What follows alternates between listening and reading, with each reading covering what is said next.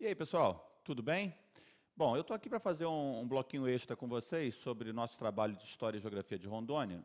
E eu vou usar esse tempo que eu tenho para duas coisas. Primeiro, para dar uma melhorada no finalzinho do bloco 4, né, quando a gente estava falando sobre uma questão de logística no Estado, e que eu acho que merece aí uma lapidada. O tempo ficou curto, eu acabei tendo que acelerar muito, eu acho que a gente pode melhorar um pouquinho aquilo. Mas eu queria aproveitar nesse iniciozinho para fazer uma outra coisa, que é uma organizada na forma como eu pensei o curso, né? Então, quando a gente fez o início da primeira aula, o que a gente fez foi, o ideal é não separar as coisas, não separar necessariamente a análise histórica do que geográfica. Pô. Como é que eu vou falar da vegetação de Rondônia e não analisar os ciclos de ocupação históricos gerando mais ou menos desmatamento? É impossível, não tem como. Da mesma maneira, quando eu fui falar dos ciclos, como é que eu vou falar de um processo de mineração no século XVIII e XIX e não me remeter à estrutura cristalina da região, o subsolo que gerou minério, blá, blá, blá, blá, blá. Então, na verdade, as aulas tiveram uma cara mais histórica na aula 1, se eu fosse dar um título, aula 1, História de Rondônia. Título da aula 2, Geografia de Rondônia. Mas as coisas ficaram numa interseção. E aí, o que eu procurei fazer sempre para vocês foi criar blocos, né? Não os blocos aqui do SES, 1, 2, 3 e 4. Blocos de pensamento em que, na verdade, você sai de uma análise geral, ciclos econômicos do Brasil, como é que isso impacta em Rondônia. Clima brasileiro, como é que isso reflete em Rondônia. E, em cima dessa ideia, a gente acabou falando de um Estado que foi sendo criado ao longo do tempo, sem ser Estado ainda, tá? Sem ter autonomia política. Foi sendo criado à medida que o Brasil foi lá desbravando Tordesilhas e por aí vai. E quando a gente fez os grandes cortes, a gente falou dessa fase, digamos, garimpeira, que no fundo é uma história de Mato Grosso. Mato Grosso e Goiás, que eram parte até então de São Paulo, e que no futuro virou o que é Rondônia. Depois virou uma história da borracha, mas essa história da borracha é uma história do estado do Amazonas, que pega também o Acre, pega o que hoje é Rondônia. Depois virou uma história do avanço da agropecuária, mas isso é uma história da Amazônia. O que eu digo que é especial no estado de Rondônia, e é por isso que eu vou daqui a pouco lapidar um pouco mais a questão logística, são duas coisas que me chamam a atenção do estado. Primeiro, a posição geográfica, né? Porque, é claro, não é só para Rondônia, eu teria 4 candidatos aí a uma posição geográfica bem especial no Brasil, por estar muito na periferia. Amapá, pensa no mapa do Brasil, Amapá, Roraima, Acre, Rondônia. Você podia colocar o Amazonas também. Mas se você pegar Manaus, Manaus já é uma cidade muito integrada, muito mais integrada às outras áreas. Se a gente dividisse o Amazonas e colocasse a cabeça do cachorro como uma coisa à parte, eu aceitaria. 5 Brasis. O Brasil Amapá, o Brasil Roraima, a cabeça do cachorro do Amazonas, o Acre e Rondônia, que seriam essas áreas bem periféricas. Rondônia tem uma coisa especial. Sabe o que é especial? Se eu for falar de Amapá hoje, eu vou falar de um estado que metade do território é reserva ambiental. Se eu vou falar de Roraima, metade do território é reserva indígena. Se existisse esse oeste do Amazonas como estado à parte, 70% a 80% terra indígena ou reserva ambiental. O Acre, cada vez, o sudeste do Acre é bem integrado à Rondônia, mas o centro do Acre e o noroeste, área pouco ocupada. Rondônia não. Não é pelo desmatamento que eu estou falando, é porque, na verdade, é um estado que teve um crescimento econômico enorme dos anos 70, e a imagem do estado não é essa imagem que a gente associa com, sei lá, o Acre e tal, tão ligada à reserva ambiental, apesar delas existirem. Tão ligada à reserva indígena, apesar delas existirem. É um estado de população tão grande, não estou falando de 500 mil habitantes, como eu falo do Amapá e de Roraima. Eu estou falando só pegar Porto Velho, você já está falando de uma população parecida com isso. Eu estou falando, na verdade, de um estado que tem uma população grande, que teve um ciclo econômico de ocupação expressivo, um dinamismo econômico grande, mas que não foge da linha de raciocínio que eu estou usando, que é o fato dele estar muito periférico em relação ao país. E aí eu volto à logística. Eu volto ao final do meu bloco 4 da aula 2. Porque se eu estou muito dentro do Brasil, mas tenho uma atividade econômica pouco dinâmica, ok, eu não tenho problema de sair tão grande. Para Rondônia eu tenho uma questão, como é que eu vou escoar os recursos? E aí eu queria lembrar para você o seguinte, o Brasil foi um país ferroviário no século XIX e início do XX, E ele virou rodoviário ao longo do século XX.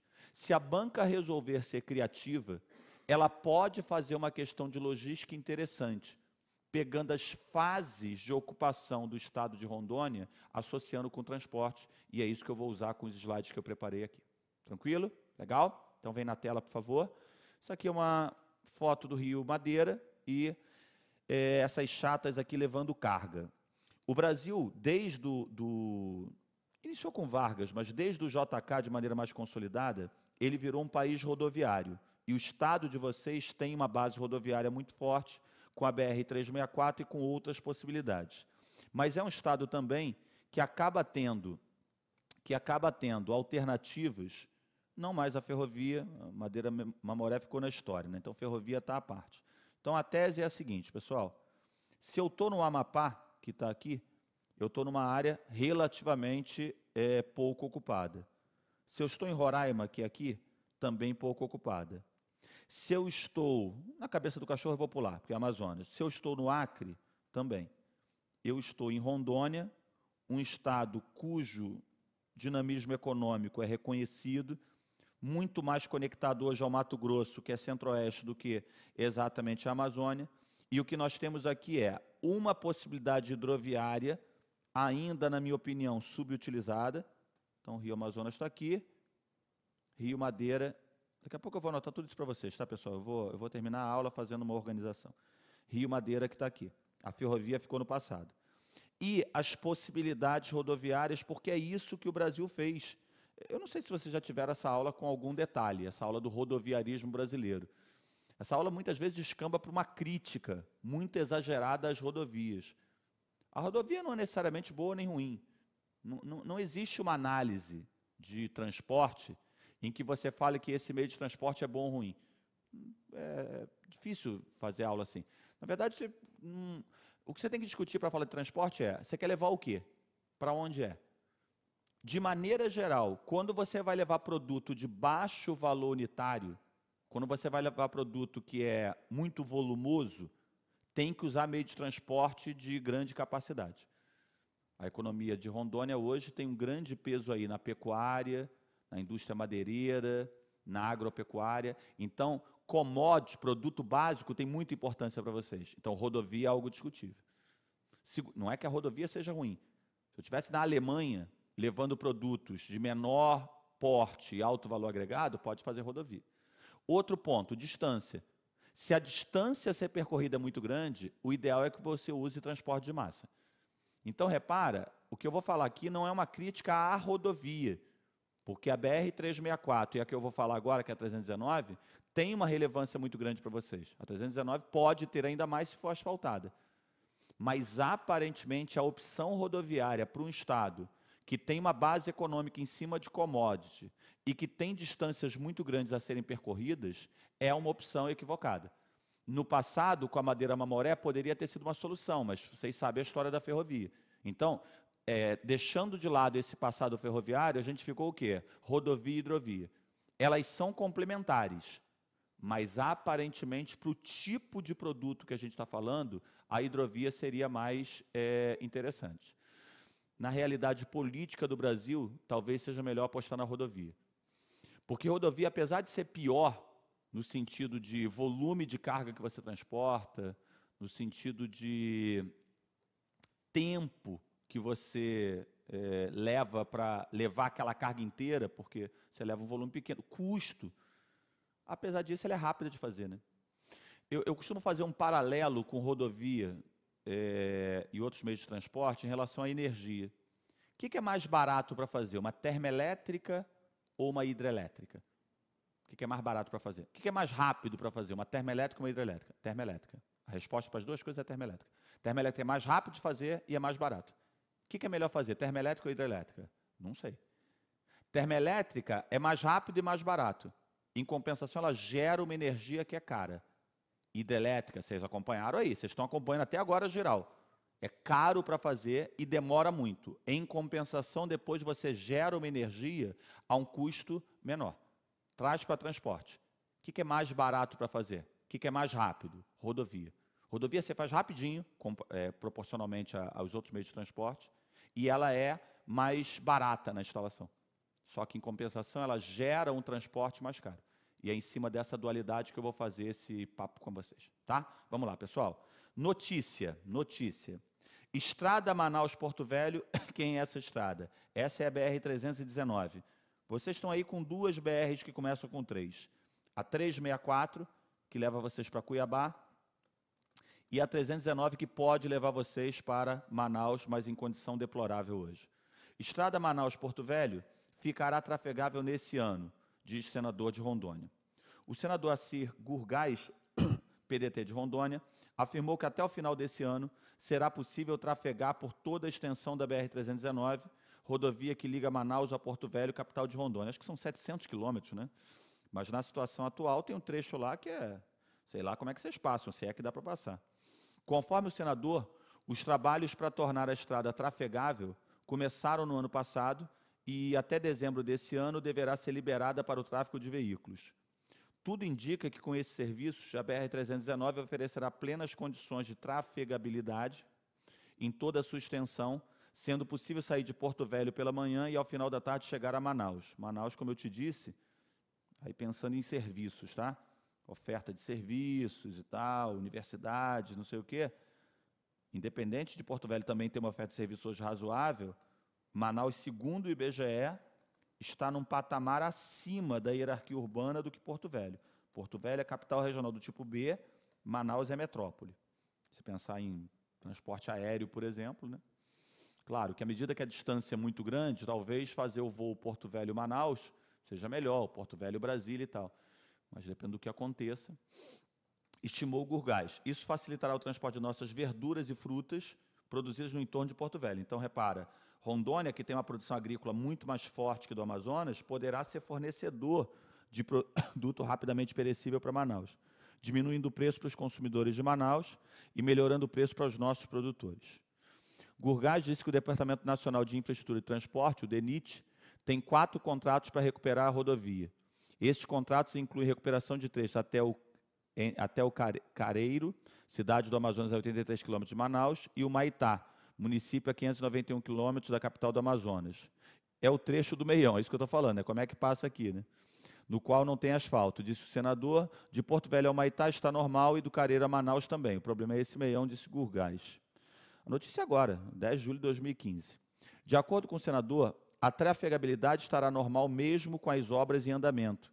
Eu entendo que isso é possível, nós queremos que em setembro ou no máximo em outubro já possamos ver caminhões de médio porte transportando produtos agrícolas de Rondônia para Manaus, declarou. Então, o que eu queria organizar para vocês?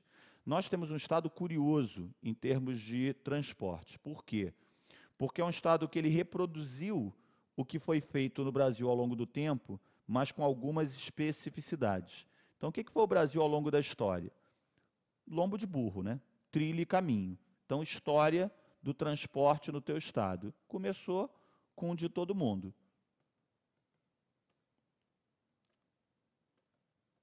Trilhas. Tem uma baita de uma novidade no final do 19, vou até botar com outra cor, para o século 20, com a questão da ferrovia, por causa de um contrato com, lembra, com a Bolívia, o Tratado de Petrópolis obrigava o Brasil, né, o Brasil se comprometia a fazer a Madeira Mamoré.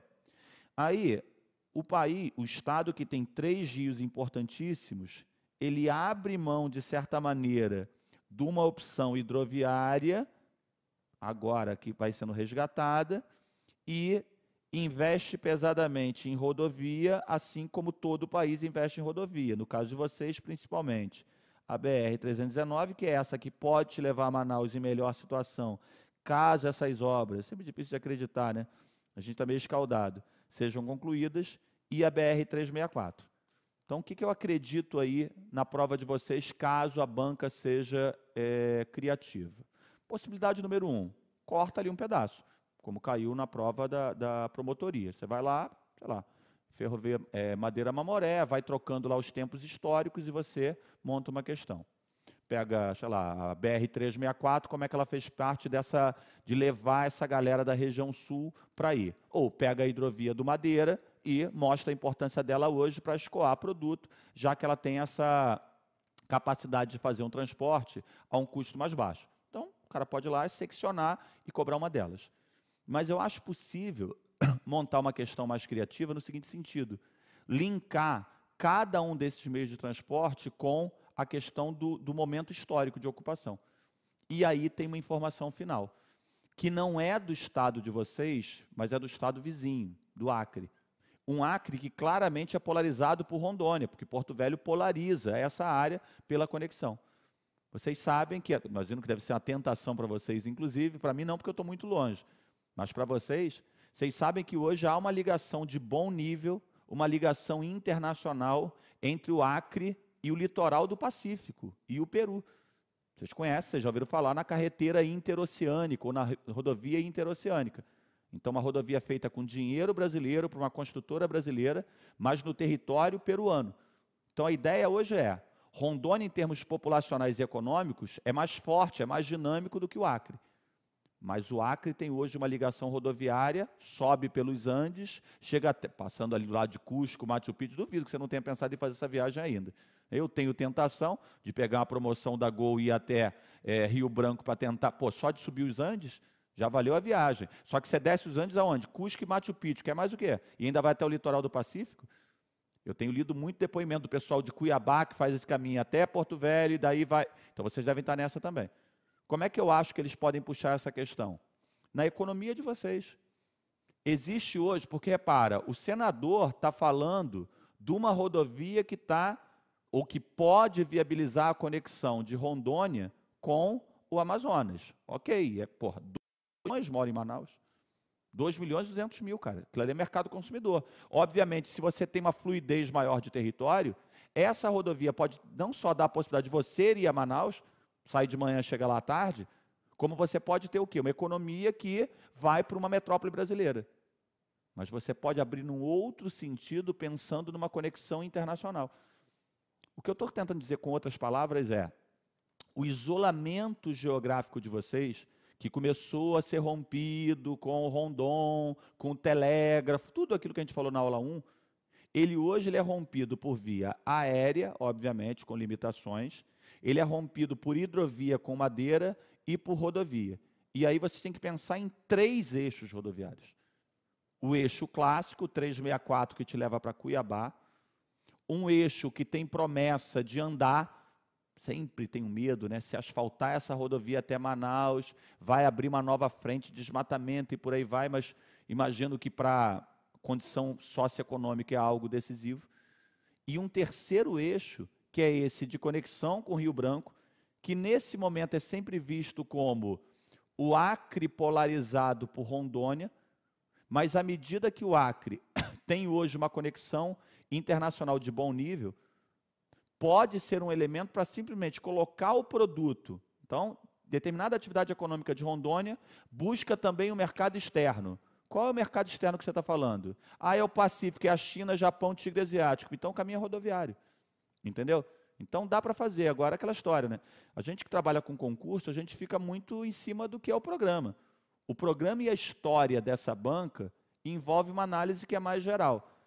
Mas, realmente, é tentador pensar pela posição geográfica, pela distância que vocês estão em relação aos grandes centros, como é que hoje você tem um eixo de conexão que é distinto. Tá? Vou terminar o meu trabalho com vocês, além de desejar boa sorte, dizendo o seguinte: prova de múltipla escolha, ela funciona de 2 maneiras.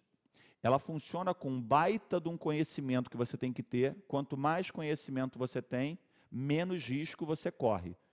Mas ela funciona também com uma capacidade de análise em que muitas vezes o texto, o enunciado da questão, te dá alguns caminhos.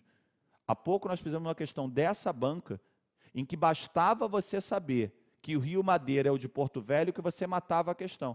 E eu nem sei se a banca percebeu que ela fez isso, e foi isso que ela fez. Então, dá uma olhada no enfoque da questão. Se o cara começa o texto, se a reportagem que ele trouxe é de uma revista como a Exame, um jornal como Valor Econômico, a pegada da questão vai ser economicista. Se é de uma ONG ambiental, se é de um professor universitário e tal, muitas vezes vai ser uma análise mais crítica. Às vezes uma bobagem como essa te ajuda a decidir. Beleza? Boa sorte, cara. Um abraço. Até a próxima.